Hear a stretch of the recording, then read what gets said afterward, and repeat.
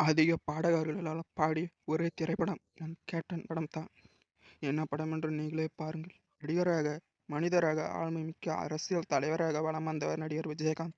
Captain என அனைவராலும் அன்போடு அழைக்கப்பட்ட விஜயகாந்த் இப்பொழுது நம்முடன் இல்லை. ஆனால் அவர் இல்லை என்பதை நினைத்து கூட பார்க்க முடியவில்லை. நினைவு இடத்திற்கு இன்று வரை சென்று விழுந்து கும்பிட்டு வராதவர்களே இல்லை. மக்கள் கூட்டம் அலைமோதி அவரின் நினைவிடத்தில் நாள்தோறும் போலீஸ் பாதுகாப்புடன் அவரது திருமண மண்டபம் காட்சியளிக்கிறது. அவர் மறைவிற்கு பிறகு விஜயகாந்த் பற்றி செய்திகள் வந்த வண்ணம் இருக்கின்றன.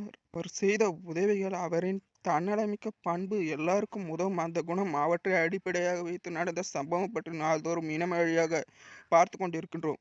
இந்நிலையில் விஜயகாந்த் நடித்த ஒரு படத்தில் மொத்தம் 12 பாடகர்கள் பாடியிருக்கிறார்கள். இதுவரை தமிழ் சினிமாவில் வேறு எந்த நடிகர் படத்திலும் இத்தனை பாடகர்கள் ஒரு படத்திற்காக பாடியதில்லையாம். ராஜராஜ சோழன் படத்தில் மொத்தம் 9 பாடகர்கள் பாடியிருந்தார்கள். முத்துராமன், சிவாஜியும் அந்த படத்தில் பாடியிருக்கிறார்களாம். அவர்களை தொடர்ந்து சொன்னாலும் மொத்தம் 11 பேர் தான். அதேபோல் கர்ணன் திரைப்படத்திலும் மொத்தம் 8 பாடகர்கள் பாடியிருக்கிறார்கள். ஆனால் விஜயகாந்த் படத்தில் மட்டும் தான் மொத்தம் 12 பாடகர்கள் பாடியிருக்கிறார்களாம்.